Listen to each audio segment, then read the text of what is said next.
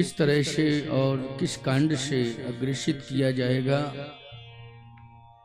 जो नित्य श्रोता आते हैं उनको पूरी तरह से मालूम होगा। जो श्रोता आज से ही आना प्रारंभ किए हैं, शायद उनको कथा सुनने के बाद किस क्रम का अनुभव होगा, लेकिन जो नित्य के श्रोता हैं उन्हें इस बात का स्मरण है कि अयोध्या कांड से संबंधित चर्चा गत दिवस की श्री राम कथा में हुई थी, जिसमें प्रसंग था भगवान राम के बन जाने का हेतु क्या है। सिंहासन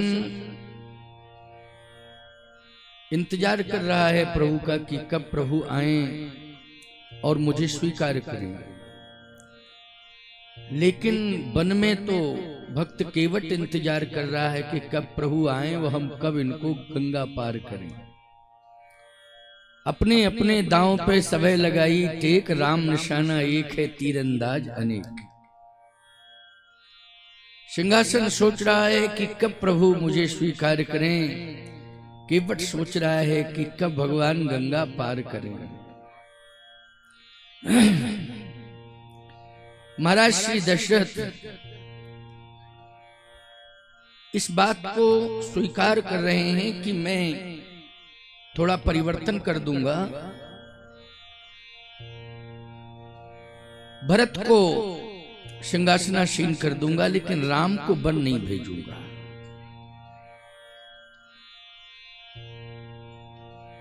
नाहिन राम राज्य के भूखे।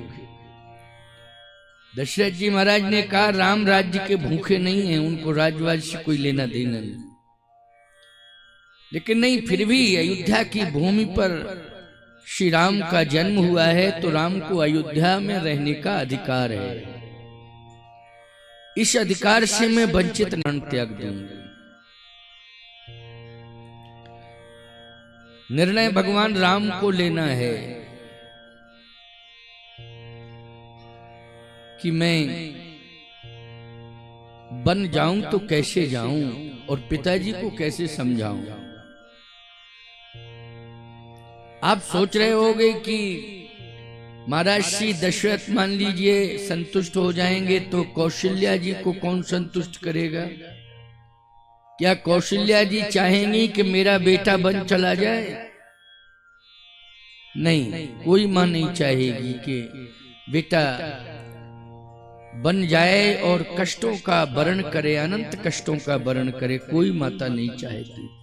मां तो कष्ट सह लेती है, लेकिन संतान को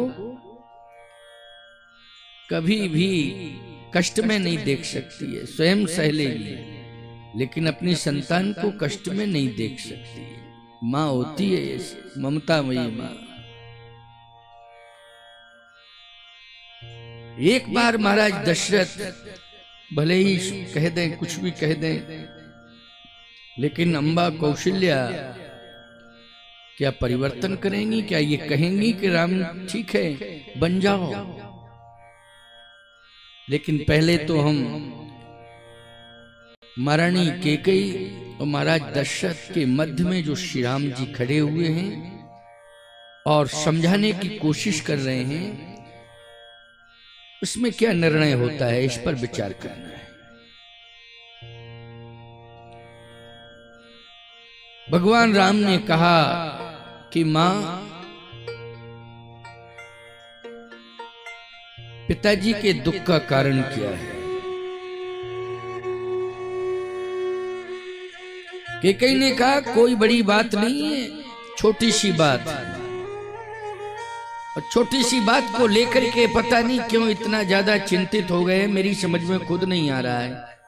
महाराज विद्वान हैं, बहुत गंभीर हैं, धैर्यवान हैं, लेकिन मेरी समझ में नहीं आ रहा है कि महाराज धैर्य क्यों तोड़ रहे हैं।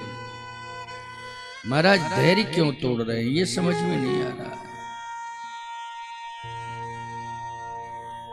बात क्या है? बात यह है कि मैं प्रकाश से जोड़ना चाहती हूँ राम को, और तुम्हारे पिताजी विकास से जोड़ना चाहते हैं। अंधकार छाया हुआ है, यत्र तत्र सर्वत्र। हे राम, तुम प्रकाश हो, इसलिए जब पहुंचोगे तभी तो अंधकार दूर होगा। जब तक तुम नहीं पहुंचोगे तब तक अंधकार बना ही रहेगा, वो अंधकार दूर हो ही नहीं सकता है। इसलिए मैं चाहती हूं कि राम, जहां जहां अंधकार है वहां वहां तुम जाकर प्रकाश करो, क्योंकि तुम सूर्य के भी सूर्य हो। और केवल सूर्य ही नहीं हो, सूर्य तो समय पर अस्त होता है और समय पर उदित होता है। क्यों भाई, सूर्य का एक समय है ना, अभी 6 बजे के बाद अस्त हो जाएगा कि नहीं हो जाएगा? फिर समय पाने पर आएगा, उगेगा, उगता है। लेकिन राम, केवल तुम सूर्य नहीं हो, सूर्य के सूर्य हो और साथ में रघुवंश की मणि हो। मणि, जहां जहां जाओगे वहां वहां रघुकुल का भी प्रकाश होगा। जो रघुकुल को नहीं जानता है, सूर्य कुल को नहीं जानता है, वो रघुकुल को, सूर्य कुल को, इक्ष्वाकु कुल को जानेगा और महिमा समझेगा। कैसा है ये सूर्य कुल, कैसा है रघुकुल, कैसा है इक्ष्वाकु कुल। इसलिए राम, मैं ये चाहती हूं कि तुम अयोध्या की सीमा से बाहर जाओ। ये मेरे मन की इच्छा है। अब पिताश्री को समझाओ। भगवान राम अपने पिताश्री को समझाते हैं, पिताजी आप चिंतित मत हो, 14 वर्ष बाद मैं निश्चित लौटूंगा और जो आपके मन का मनोरथ है उसे मैं पूर्ण करूंगा। लेकिन अभी मुझे बन जाने दो, बन जाने दो, बन जाने दो मानी बन जाने दो। राम के बनने का ये समय है, इसलिए राम को बन जाने दो।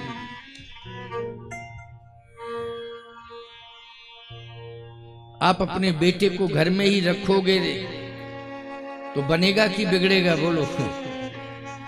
हैं? तो घर से बाहर जब भेजोगे ऐसा बनेगा, ऐसा बनेगा, ऐसा बनेगा कि आपके गांव का ही, कुल और गांव का ही नाम नहीं करेगा, पूरे देश का नाम करेगा, ऐसा बनेगा।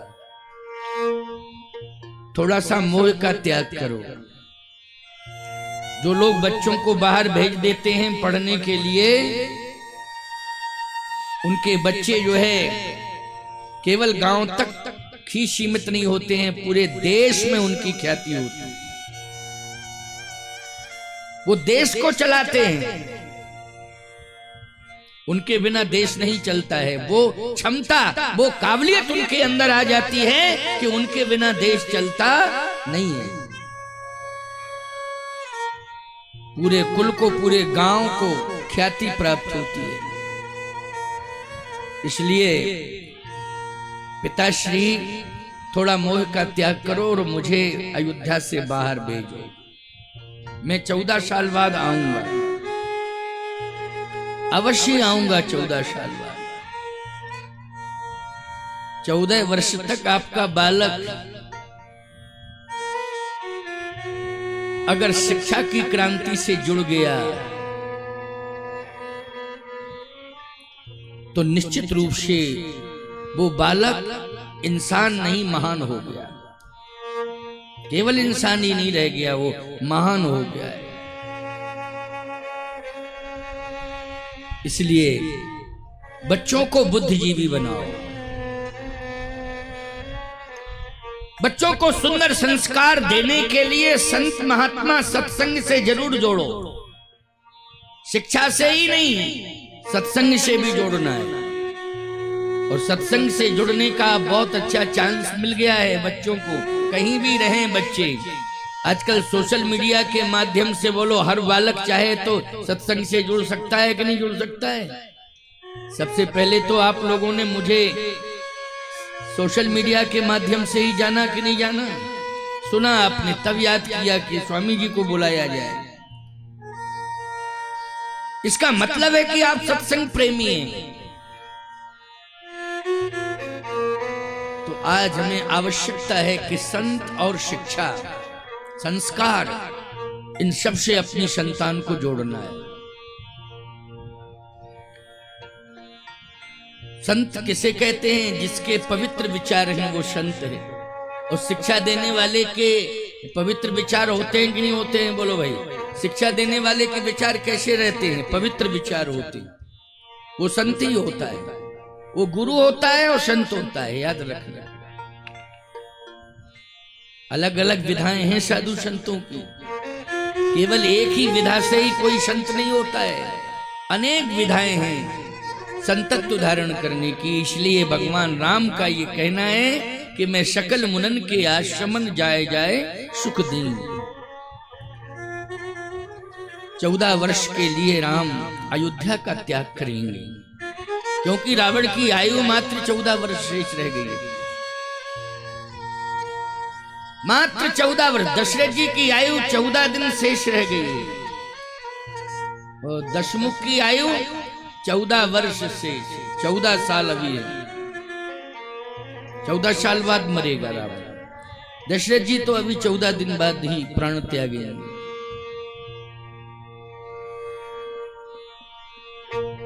महाराज श्री दशरथ ने कहा कि राम मैं तुम्हारे बिना कैसे रहूंगा। पिताजी आप भगवान शिव का स्मरण करें। किसका स्मरण करें? भगवान शंकर का ध्यान रखें, ध्यान धरें, आप शिव की आराधना करें। शिव आराधना में आपका समय पूरा हो जाएगा। शिव आराधना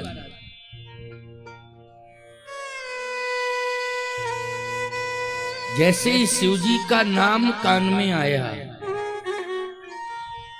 उसी समय दशरथ जी ने सोचा कि अब मुझे भगवान शिव से ही जुड़ जाना चाहिए और भगवान शिव से ही प्रार्थना करनी चाहिए और अपनी बात भगवान शिव के चरणों में रखनी चाहिए और मेरी बात को भगवान शंकर ही स्वीकार करेंगे और स्वीकार करके समाधान भी करेंगे। इसलिए मुझे किससे जुड़ना है? भगवान शिव से। गोस्वामी जी ने आगे लिखा है,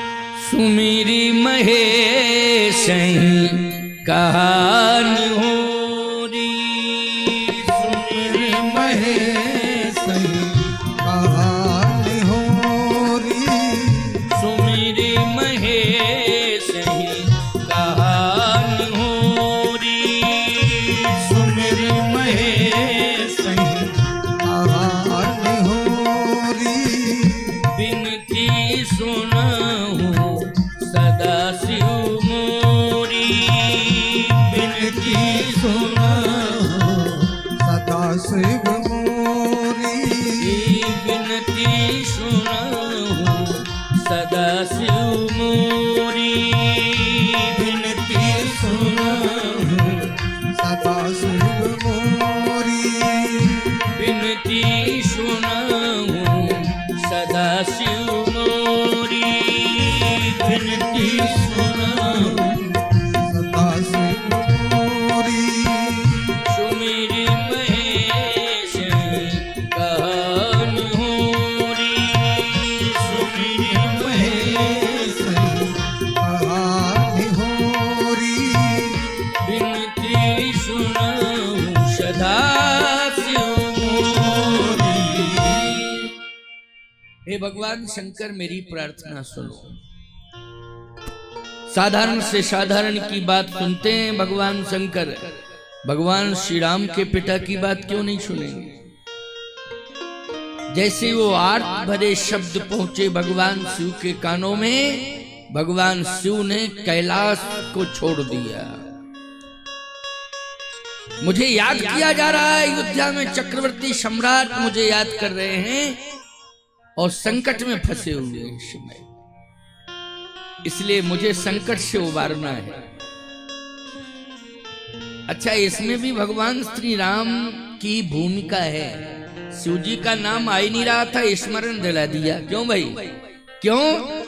भगवान राम इस मर्म को जानते हैं, किस धरती पर मुझे उतारा है और धरती पर आने का जो मर्म बताया है वो भगवान शंकर ने ही बताया है देवताओं को।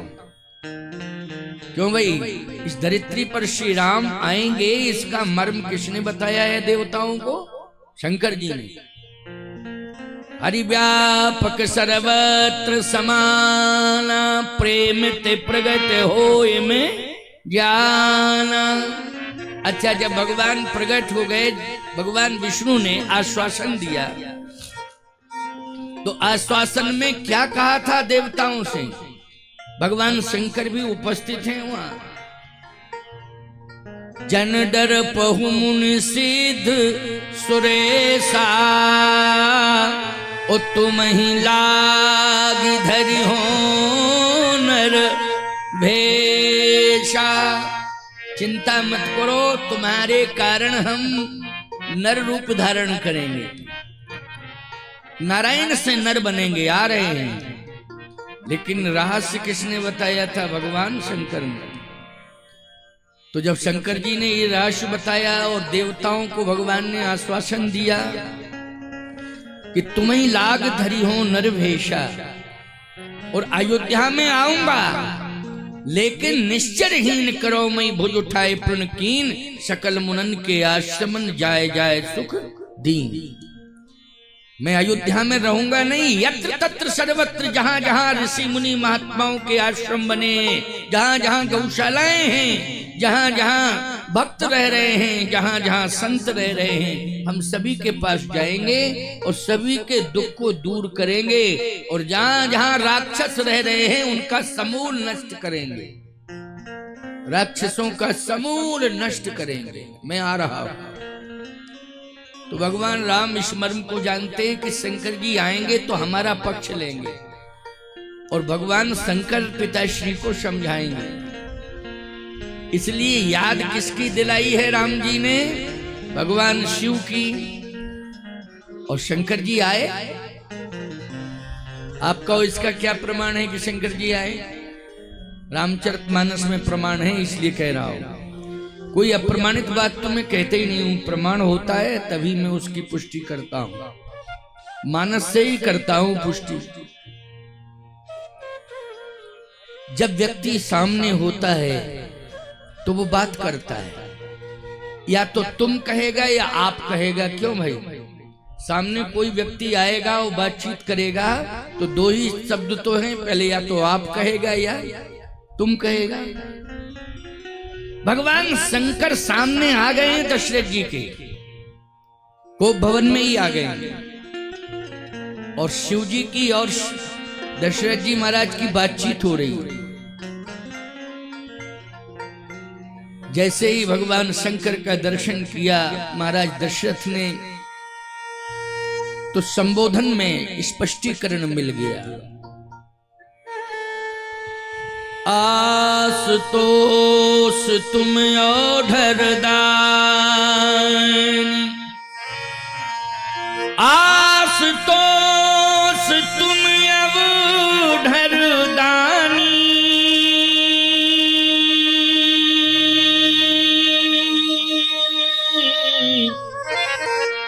वो आरती हरहु दीन जन जानी।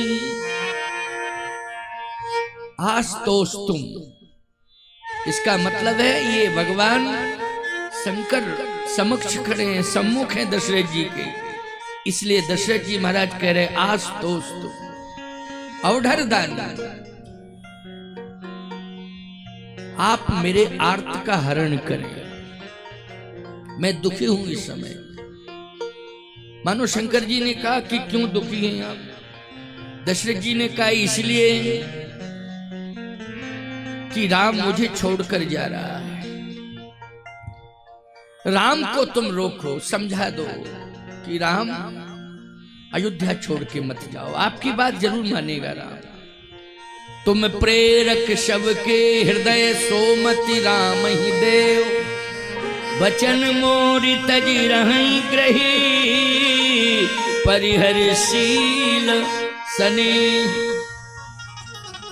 वचन मोरि तजि रहै ग्रही। राम आज्ञाकारी है, लेकिन आज मेरा राम मेरी आज्ञा का पालन न करे, आज मेरी अवज्ञा कर दे राम।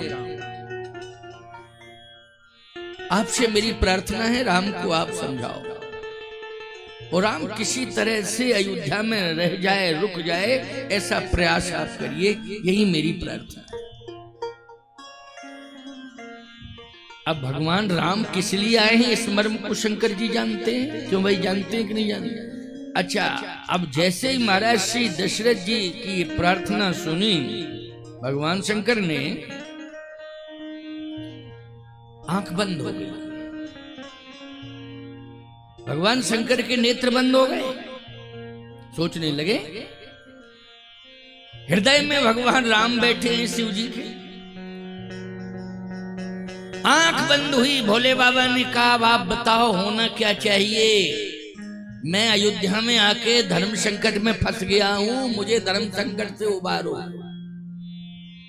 मैं ये जानता ही नहीं था कि ऐसी शर्त रखेंगे महाराज दशरथ, और ये कहेंगे कि वचन मोरि तजि रहै ग्रही, परिहरशील सने। राम आज मेरी अवज्ञा कर दे, मेरी आज्ञा का पालन न करे और हट कर ले कि नहीं मैं अयोध्या छोड़ के नहीं जाऊंगा, अयोध्या में ही रहूंगा। ऐसी मति राम की कर दो। अब बताइए प्रभु मैं क्या करूं? भगवान राम ने कहा कुछ भी हो बाबा, मुझे अयोध्या से निकालो जल्दी। हमने तो आपको अपना सहयोगी बनाया है कि आप आएंगे और मेरा सहयोग करेंगे। आप मुझे अयोध्या से निकालिए, ऐसा प्रयत्न करिए और मेरे पिताजी को समझाइए। भगवान शंकर ने कहा मैं धर्म संकट में फंस गया, इससे अच्छा तो आता ही नहीं तो ठीक था। भगवान राम ने कहा आप समझाइए, आप समझा सकते हैं, आप में क्षमता है और आपका सम्मान करते हैं मेरे पिताश्री, और पिताश्री नहीं पूरा वंश सम्मान करता है। आपकी बड़ी मान्यता है। भगवान शंकर ने कहा मैं समझाता हूं, अभी समझाता हूं, प्रयास करता हूं। देखो प्रयास कर रहे हैं, भगवान शंकर कर रहे हैं प्रयास। अब इसमें सफलता मिलती है कि नहीं मिलती है, इस बारे में विचार करना है। कितनी सफलता मिलती है इस पर चिंतन दे रहा। शिव जी ने कहा चक्रवर्ती सम्राट, आपने वचन दिया है ना, मुझे मालूम है देवासुर संग्राम में आपने कैकेयी जी को 2 वचन देने, 2 वरदान देने के लिए वचन दिया था। समय आज था, वो समय आने पर मांग लिया। अब परंपरा क्या चली आ रही है? परंपरा तो यह है कि वचन का पालन करना चाहिए। यदि आप दिए हुए वरदान पर अपने आप को स्थिर नहीं करेंगे तो निश्चित रूप से आपके कुल का धर्म नष्ट हो जाएगा। आपके कुल की परंपरा है, यही धर्म है कि जो वचन दे दिया है उसका पालन होना चाहिए। और आपका लोक बिगड़ जाएगा और परलोक भी आपका बिगड़ जाएगा। लोक में अपयश होगा और परलोक में आपको कोई स्थान नहीं मिलेगा। इसलिए आप दोनों बातों पर विचार कर लो, आपका लोक परलोक दोनों बिगड़ रहा है। यदि आप राम को अयोध्या में रोक रहे हैं तो लोक भी बिगड़ रहा है और परलोक भी बिगड़ रहा है। अब आप विचार करिए, दशरथ जी ने कहा अजस होय जग सुजस नसाऊ और नरक परों बर सुरपुर जाऊं सब दुख दुसै सहावो ओही लोचन ओट राम जन होई। लोग बिगड़ जाए परलोक बिगड़ जाए मुझे चिंता नहीं है, लेकिन मेरा राम बन न जाए। मुझे अपने लोक परलोक की चिंता नहीं है। अपयश मिलेगा मैं अपयश सह लूंगा, परलोक में स्थान नहीं मिलेगा कोई बात नहीं, मुझे नहीं चाहिए परलोक ऐसा जिसमें राम मुझसे दूर हो जाए, मेरा लोक परलोक दोनों बिगड़ जाए लेकिन राम अयोध्या छोड़ के बन न जाए। अब कोई गुंजाइश बची है बताओ जरा, हमारी समझ में तो कोई गुंजाइश रह नहीं गई। लोक परलोक दोनों दांव पर लगा दिए हैं दशरथ जी ने। शंकर जी के नेत्र बंद हो गए क्योंकि स्पष्टीकरण दे दिया है महाराज दशरथ ने, अब नेत्र बंद हो गए। भगवान राम ने कहा क्या हुआ? शंकर जी ने कहा आपको सब मालूम है क्या हुआ। आपके पिताजी ने लोक परलोक दोनों को दांव पे लगा दिया और कहते हैं कि मेरा परलोक बिगड़ जाए मुझे नरक मिले लेकिन राम अयोध्या छोड़ के ना जाए। अब क्या होना चाहिए? भगवान राम ने कहा कि मैं बन तो जाऊंगा, आप पूरी ताकत लगा दो समझाने। भगवान शंकर ने कहा जब तक आप सहयोग नहीं करोगे मेरा तब तक मैं भी सफल नहीं हो पाऊंगा। आपको मेरा सहयोग करना पड़ेगा क्योंकि आप चुपचाप बैठे हैं, मैं प्रयास कर रहा हूं। भगवान राम ने कहा मैं क्या सहयोग कर सकता हूं? भगवान शंकर ने कहा कि महाराज के हृदय को मैं बदल नहीं पा रहा हूं। शंकर जी ने कहा मैंने सब कुछ कह दिया है लेकिन हृदय परिवर्तन नहीं हो रहा है दशरथ जी महाराज का, इसलिए उर प्रेरक रघुवंश विभूषण आप महाराज के हृदय में प्रवेश करिए और हृदय परिवर्तन कराइए। मैं बाहर से मामला संभालूंगा, आप अंदर से, तब बात बनेगी, नहीं बात बनेगी नहीं। क्योंकि महाराज श्री दशरथ ने स्पष्टीकरण दे दिया है। भगवान राम ने कहा मैं प्रयास करता हूं लेकिन आप बाहर से मामला संभालना। कहे मैं बाहर से तो संभालूंगा, अंदर से आप हृदय परिवर्तन कराइए। कहे आप प्रयास करिए, मैं कोशिश करता हूं। भगवान राम ने कहा। भगवान शंकर ने कहा कि एक बार चक्रवर्ती सम्राट मेरे कहने पर एक बार और विचार करिए, पुनः विचार करिए। आपने कह तो दिया है, हो सकता है कि भावुकता में आपका संतुलन बिगड़ रहा है, लेकिन आप एक बार पुनर्विचार करें और फिर मुझे बताएं। दशरथ जी ने नेत्र बंद कर लिए। जैसे नेत्र बंद किए तो भगवान राम ने अंदर एक रील फिट कर दी, वो चलने लगी। अंदर ही अंदर रील चल रही है, फिल्म चल रही है। फिल्म कौन सी थी? शिवी ददीची। ये पात्र हैं, ये पात्र हैं जो अभिनय कर रहे हैं महाराज दशरथ के हृदय में। समझ गए हो कि नहीं? कौन कौन पात्र हैं? ये पात्र किसने खड़े किए हैं?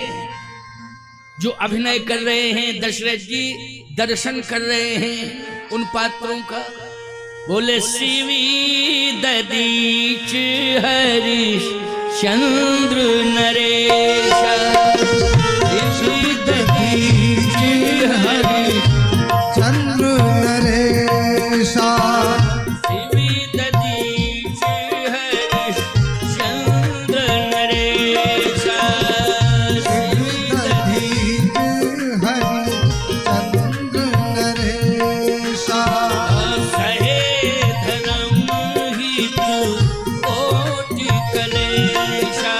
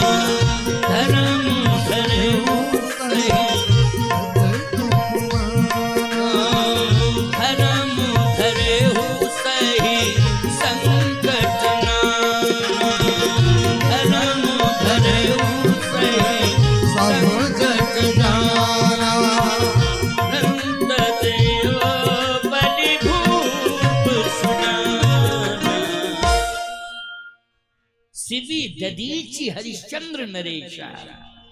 महाराज शिवी हृदय में आज खड़े हो गए। वही दृश्य उपस्थित हो रहा है जब एक कपोत की रक्षा करने के लिए, कबूतर की, पक्षी की रक्षा करने के लिए महाराज शिवी ने व्याध से कह दिया कि नहीं नहीं नहीं नहीं, तुम इसके पीछे पड़े हो ना, अब ये मेरे पास आ गया है, मेरा धर्म कहता है इसकी रक्षा करनी चाहिए। व्याध ने कहा मैं भूखा हूं, मैं भूखा मर जाऊंगा, एक को तुम बचा रहे हो, एक को मार रहे हो भूखे, ये मेरा भोजन है, इसलिए मुझे अब मेरा भोजन चाहिए। एक की प्राण की रक्षा कर रहे हो, एक को भूखों मार रहे हो। महाराज शिवी ने कहा सुंदर सुंदर फल लाओ, इनको खिलाओ। नहीं नहीं, फल नहीं खाता हूं, मांसाहारी हूं, जो मेरा भोजन है वही भोजन मैं करूंगा, जो मेरा भोजन है वही भोजन मैं करूंगा। अच्छा, मगरमच्छ को मालपुआ खिलाओ तो जिंदा रह जाएगा वो? क्यों भाई? जल के अंदर रहता है मगरमच्छ, समझ गए हो कि नहीं? मगरमच्छ रहता है, उसे तुम मालपुआ, खीर, मालपुआ खिलाओ, भंडारा खाओ, वो क्या जाने भंडारे की महिमा मगरमच्छ। क्यों भाई? उसे तो जीव जंतु चाहिए तभी उसकी भूख बुझेगी, उसका आहार है। नहीं नहीं, मुझे ताजा मांस चाहिए। अच्छा, इस दृश्य को कौन देख रहे हैं? जल्दी बोलो। महाराज दशरथ। ये दृश्य किसने उपस्थित किया है? बोलो भाई। भगवान राम ने।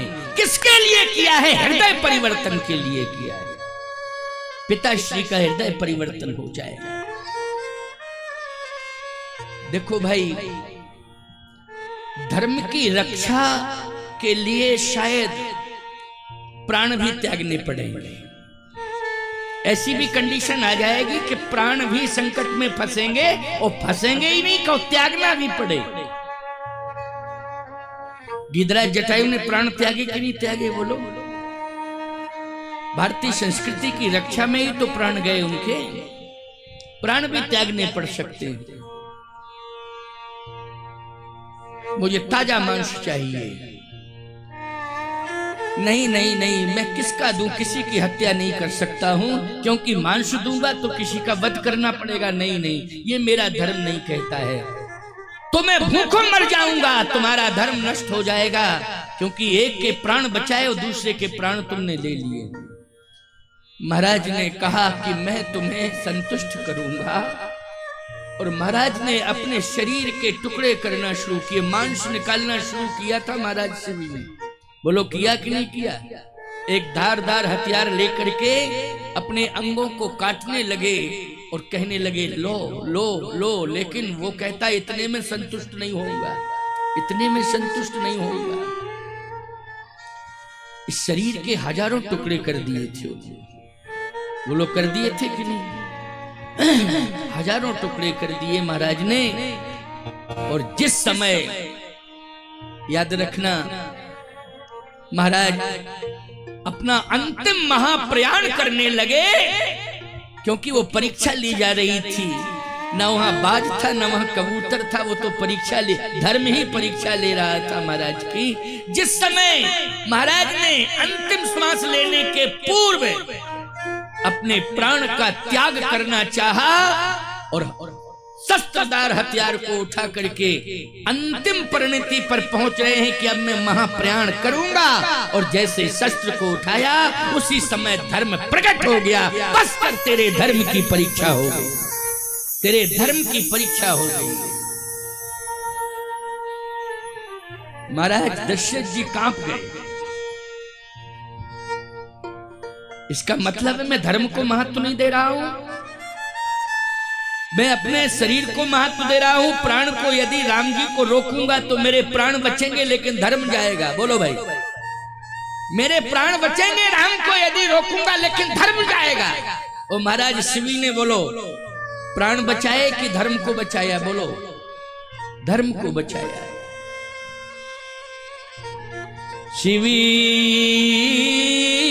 ददीच, महाराज ददीच ने तो अस्थियां दान की, हड्डियां,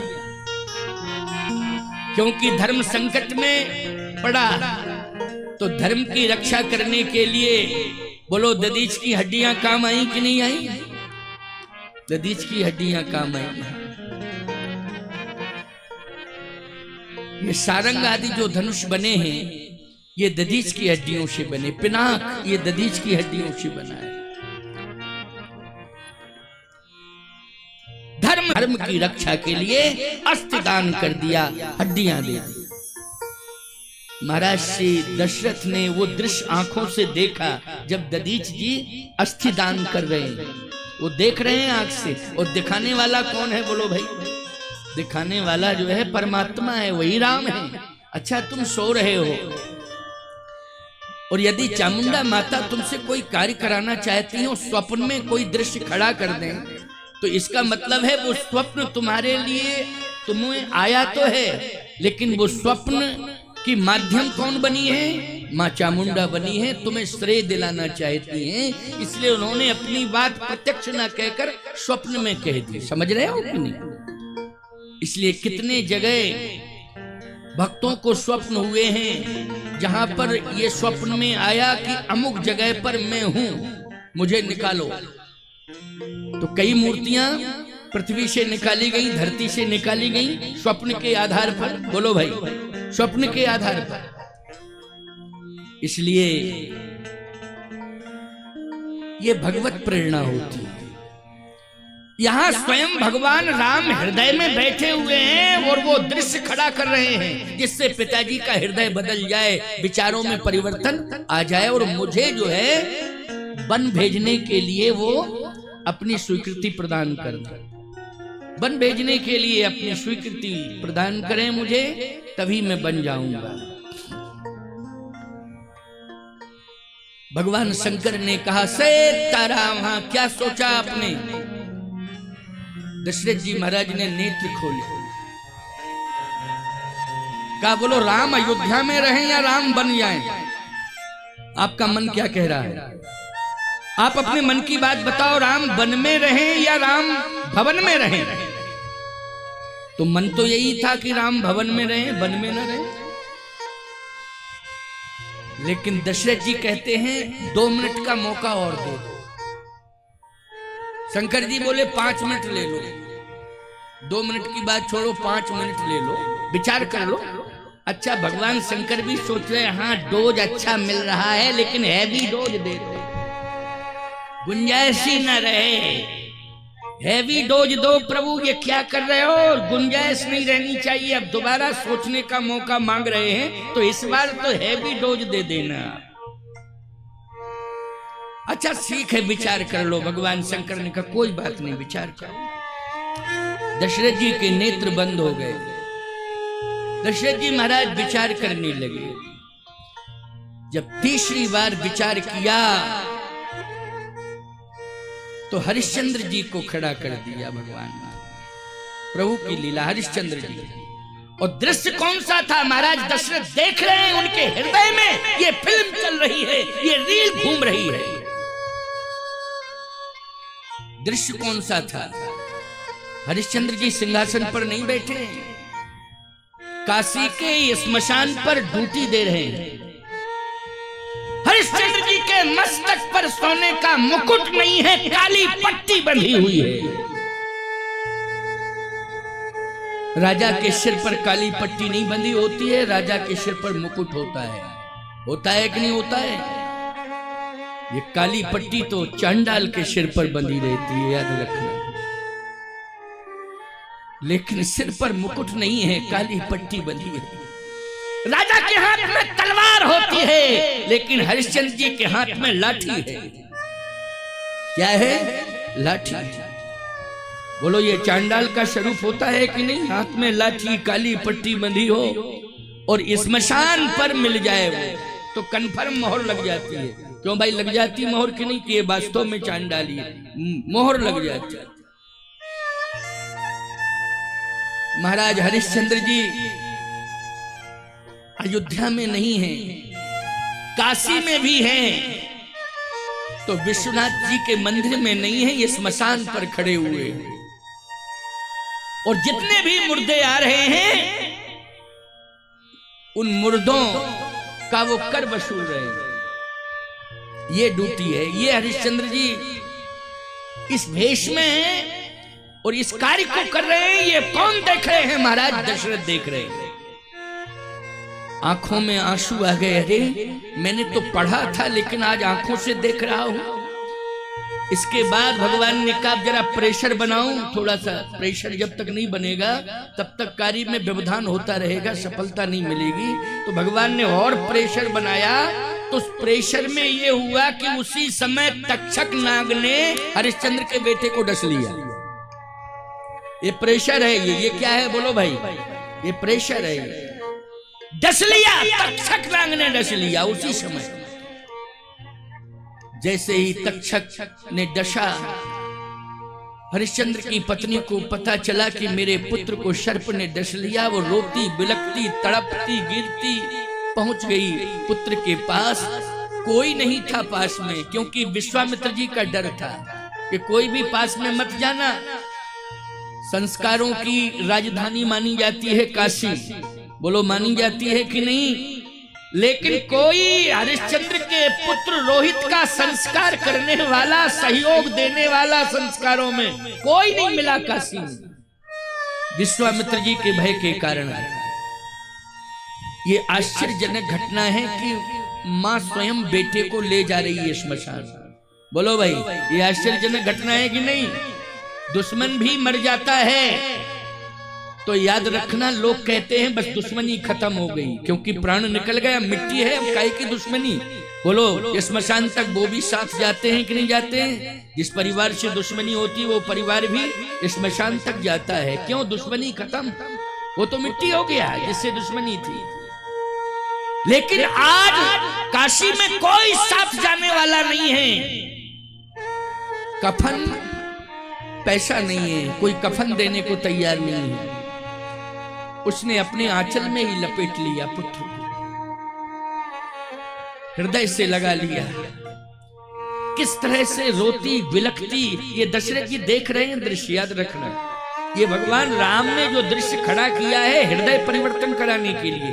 और दर्शक कौन है? अयोध्या में केवल एकमात्र दर्शक है महाराज दशरथ, और कोई नहीं, केवल दशरथ जी देख रहे हैं, क्योंकि हृदय परिवर्तन कराना है। और जिस समय तारा रोहित को गंगा के तट पर लेकर के पहुंची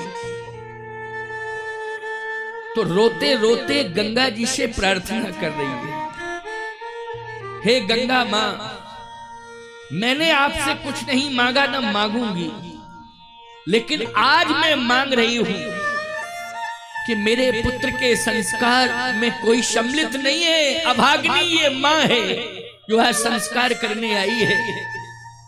क्या मां के हाथ से बेटे का संस्कार होगा तो मोक्ष मिलेगा कि नहीं मिलेगा? मां कभी अपने बेटे का अंतिम संस्कार नहीं करती। बोलो, करती है क्या? ईमानदारी से बताओ। नहीं। पहली बात तो यह कि पुत्र का वियोग नहीं सह सकती हो, फिर इतनी बड़ी अंतिम क्रिया अपने हाथों से कैसे कर सकती है? दशरथ जी कांपने लगे। ये क्या देख रहा हूं? हे गंगा मां, मुझे कुछ नहीं चाहिए, मेरे बेटे को मुक्ति दे देना। इसके बदले में मुझे कोई भी सजा तू देने में सजा लेने के लिए तैयार हूं, लेकिन मेरे बेटे को मुक्ति अवश्य दे दे। और जैसे ही शव को दग्ध करने लगी उसी समय हरिश्चंद्र जी आ गए। रुक जाओ, जब तक कर नहीं ले लूंगा तब तक शव को दग्ध नहीं करने दूंगा। देखा तारा ने, ये मेरा पति है, हाथ में लाठी है, सिर पर काली पट्टी है। पहली बार इस वेश को देखा था, अभी तक नहीं देखा, पहली बार देखा। चरणों में गिर पड़ी, पहचानो मैं आपकी पत्नी हूं, ये पुत्र की लाश है और बिना कफन की लाश आई है, इसलिए जब कफन के लिए पैसा नहीं है तो कर कहां से दे सकती हूं। पहचानो, क्या विपत्ति में पहचान समाप्त हो जाती है। धिक्कार है आपके जीवन को, लानत है आपके जीवन को। आज धिक्कार है, लानत है आपके जीवन को। पहचान नहीं रहे कि मैं आपकी पत्नी हूं, ये पुत्र है, ये पुत्र की लाश है, बिना कफन की लाश आई हुई है। पहचानो पहचानो पहचानो।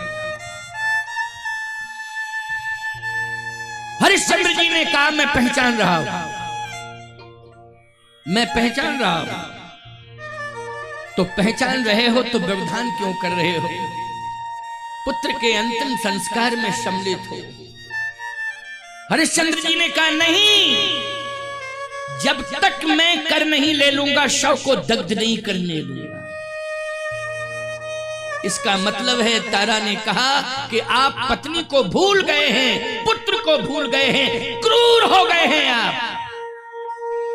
हरिश्चंद्र ने कहा मैं जानता हूं तू मेरी पत्नी है, मैं जानता हूं ये मेरा पुत्र है, लेकिन मैं पत्नी और पुत्र का त्याग कर सकता हूं। जब तक जिंदा हूं तब तक सत्य और धर्म का त्याग नहीं कर सकता हूं। मैं धर्म की रक्षा करूंगा, इसलिए मेरा धर्म है कि मुझे कर लेना चाहिए, मैं कर लूंगा।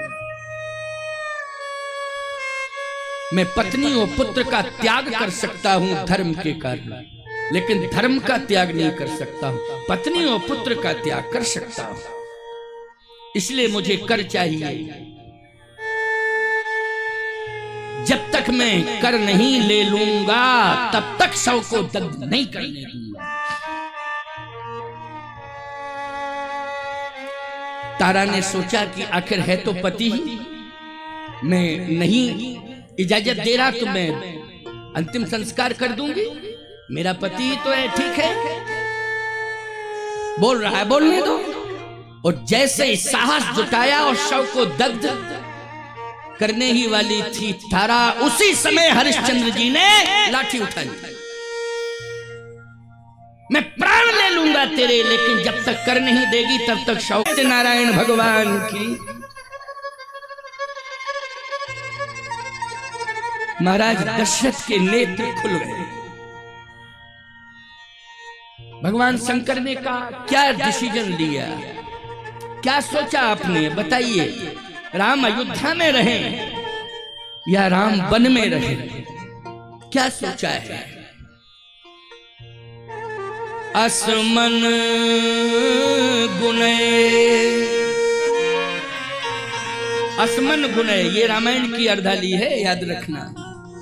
असमन गुणे राव नहीं बोला,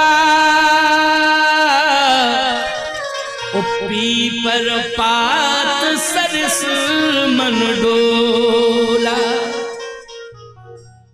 असमन गुणे, पहले सोच रहे थे राम भवन में रहे, लेकिन अब सोच रहे हैं कि राम वन में ही रहें। लेकिन अब वाणी से नहीं कह पा रहे हैं कि राम बन जाओ, लेकिन पीपर पात सरस मन डोला। जो मन पहले का था वो मन बदल गया। बोलो बदल गया। मन डोलने का अर्थ क्या हुआ? बोलो भाई। मन डोलने का अर्थ यही है कि नहीं, पहले जो मन था वो मन नहीं रहा, अब मन हिल डुल गया कि अब तो राम वन में ही जाए, भवन में न रहे, बन ही जाए। क्यों? अगर राम को मैं भवन में रखता हूं तो धर्म जाता है, और यदि राम को वन भेजता हूं तो मेरे प्राण भले ही चले जाएंगे, लेकिन धर्म की रक्षा होगी। तो प्राण मेरे भले ही चले जाएं, लेकिन धर्म की रक्षा होनी चाहिए। महाराज का मन इस तरह से आज धर्म के प्रति समर्पित हो गया। इसलिए असमन गुने राव नहीं बोला, ओ पीपर पात सरस मन डोला। भगवान शंकर ने कहा बोलते क्यों नहीं हो? अब वाणी साहस नहीं जुटा पा रही है कि बोलूं। फिर तुलसीदास जी ने कहा कि अब क्या माना जाए इसमें, महाराज क्या चाह रहे हैं? तो संतों ने और शास्त्रों ने कहा मौनम स्वीकृति लक्षण, मौन स्वीकार का लक्षण माना जाता है। यानी महाराज श्री दशरथ ने राम को बन जाने की मुखर स्वीकृति नहीं दी, लेकिन मौन स्वीकृति दे दी। बोलो भाई, इतना अंतर आया है कि मुखर स्वीकृति नहीं दी लेकिन मौन स्वीकृति दी है। पीपर पात सरिस मन डोला, ये मौन स्वीकृति हो गई। तो मौनम स्वीकृति लक्षणम। और एक बात आपको बतावें, एक प्रमाण और है कि सुमंत जी वहीं खड़े हुए हैं बगल में। तो सुमंत जी से यही कहा कि सुमंत जाओ राम को रथ में बिठाल करके बन ले जाओ। बोलो ये कहा कि नहीं कहा? जल्दी बोलो। बोलो भाई, रामायण पढ़ते हो, ये कहा सुमंत जी से कि नहीं? जाओ सुमंत, साथ में जाओ और राम को रथ में बिठाल करके बन ले जाओ। मेरा राम पैदल नहीं जाएगा, बन रथ में बैठ करके बन जाएगा। जाओ, मेरी आज्ञा है। क्यों खड़े हो तुम यहाँ? क्यों मेरा मुंह देख रहे हो? विलंब मत करो, अब राम को तुम रथ में बिठाल कर बन ले जाओ। ले जाओ बन, जहां जहां बन में राम जाना चाहे वहां वहां रथ में बिठाकर राम को बन की यात्रा करा। बोलो भाई, स्पष्टीकरण है कि नहीं? इन शब्दों से स्पष्टीकरण है। सुमंत जी को रथ तैयार करना पड़ा और सुमंत जी को राम को रथ में बिठाना पड़ा। बोलो, है यही चर्चा है रामचरितमानस का, यही प्रसंग है कि नहीं? आखिर बन जाने के लिए सुमंत जी को आज्ञा किसने दी है? बोलो भाई, महाराज दशरथ ने दी। तो बोलो, स्पष्टीकरण हो रहा है कहीं ना कहीं? हो रहा है कि नहीं हो रहा है? जाओ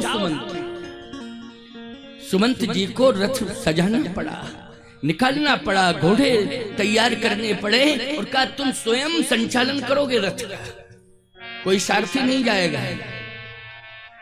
अयोध्या का प्रधानमंत्री रथ को चलाएगा। याद रखना, प्रधानमंत्री देश चलाता है, रथ नहीं चलाता है।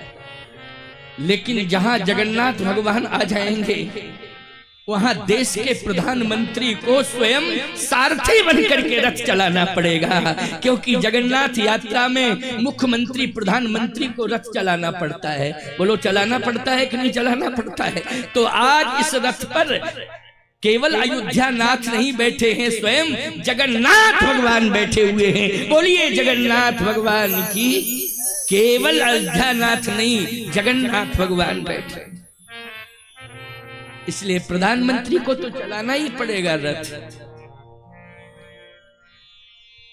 आज सुमंत जी ने रथ तैयार किया।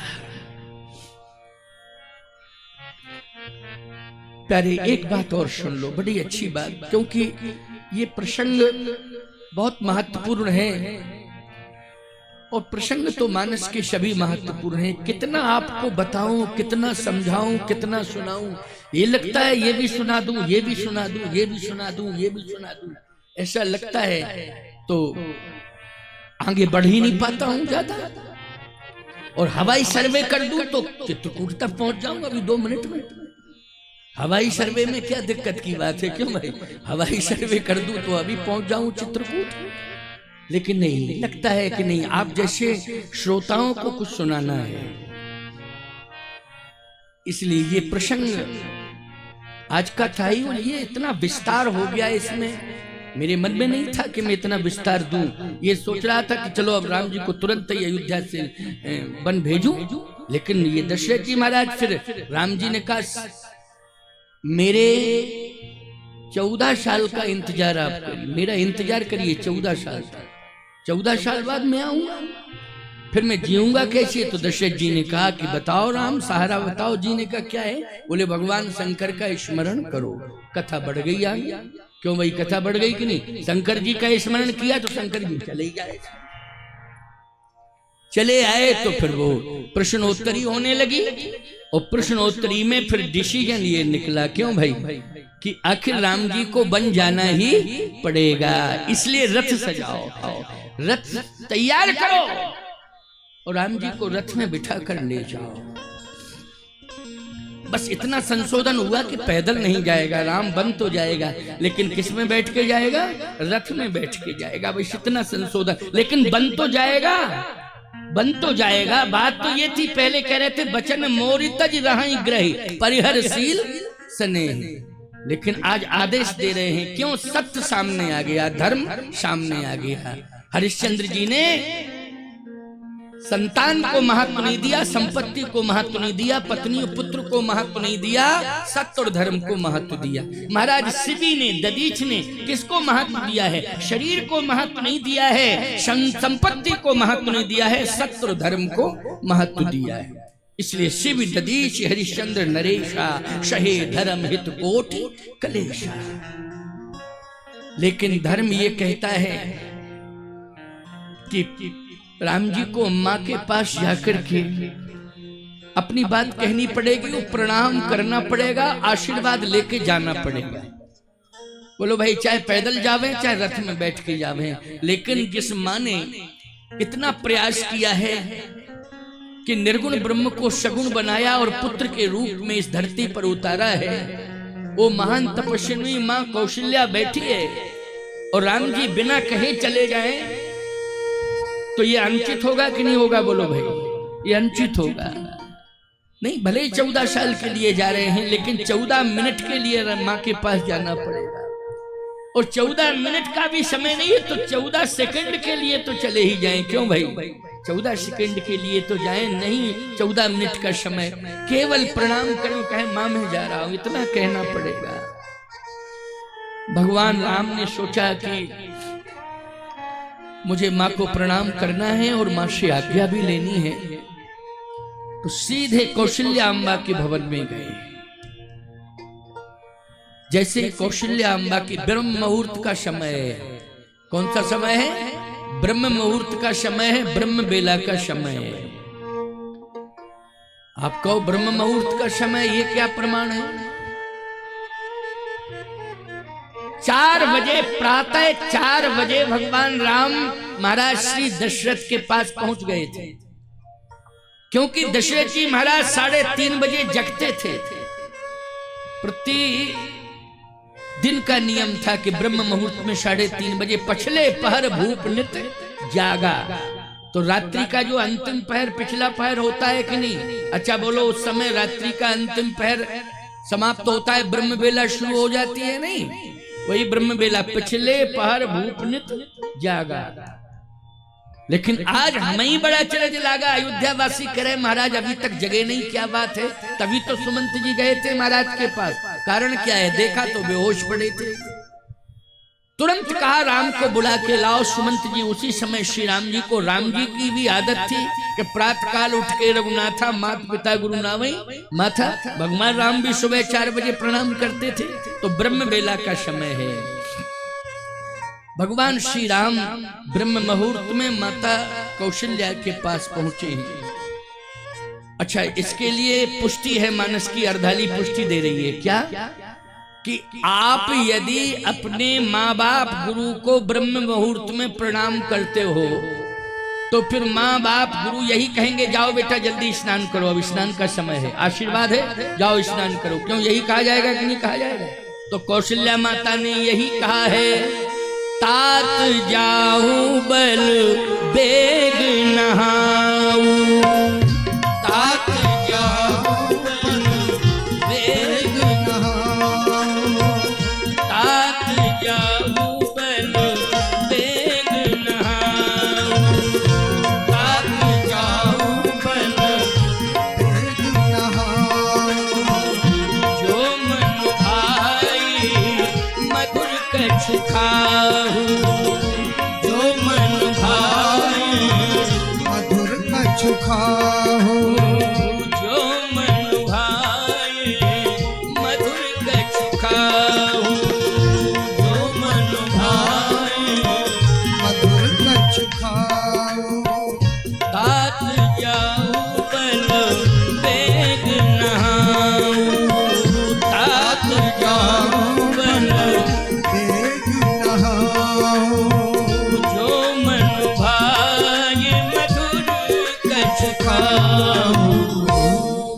बेटा जल्दी स्नान करो, जाओ जाओ जल्दी सरजू जी में स्नान करो और स्नान करके तुरंत आना मेरे पास, फिर मैं तुम्हें श्यामा गाय का दूध पिलाऊंगी और सुंदर सुंदर मीठे फल रखे हैं वो खिलाऊंगी।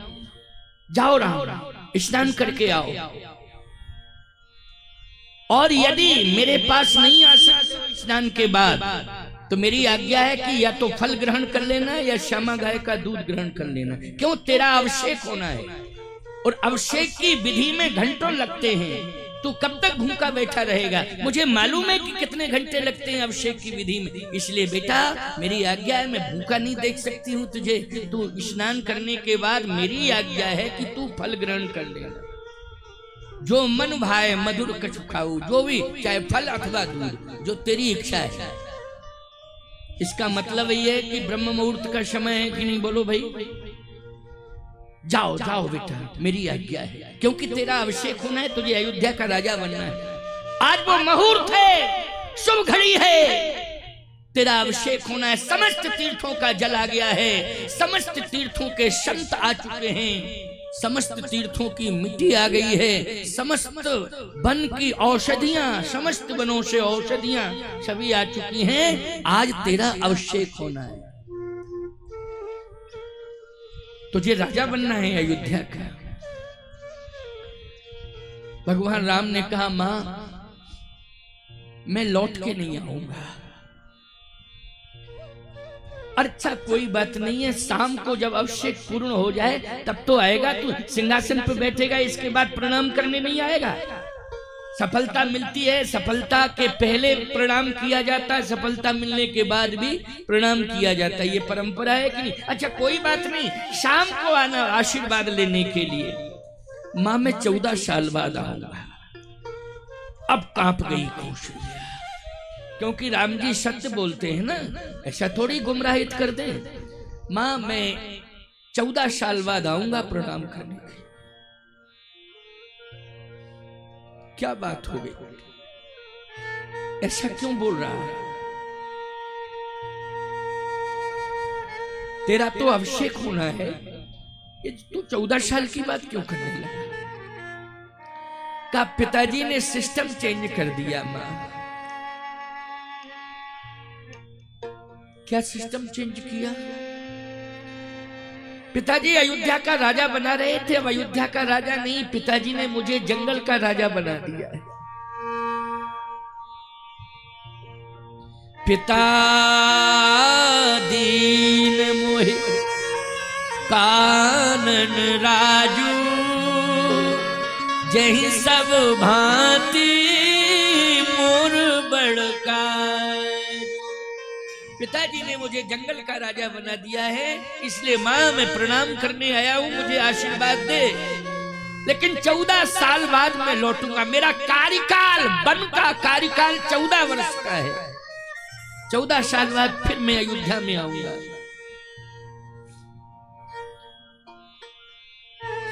आंखें लाल हो गई कौशल्या अम्मा की और कहा राम मेरी आज्ञा सुनो, कान खोल करके सुनो मेरी आज्ञा।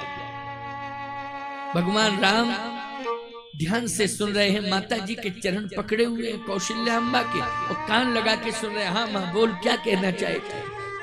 आंखें लाल हैं कौशल्या अम्मा की। और कौशल्या अम्मा ने कहा जो केवल पितु आयसु ताता, तो जन जाहू जान बड़ी मां। केवल अगर पिता की आज्ञा है तो मत जाओ, मैं मां हूं, मैं कह रही हूं मत जाओ मत जाओ मत जाओ। धर्म संकट आ गया कि नहीं आ गया? बोलो आ गया धर्म संकट।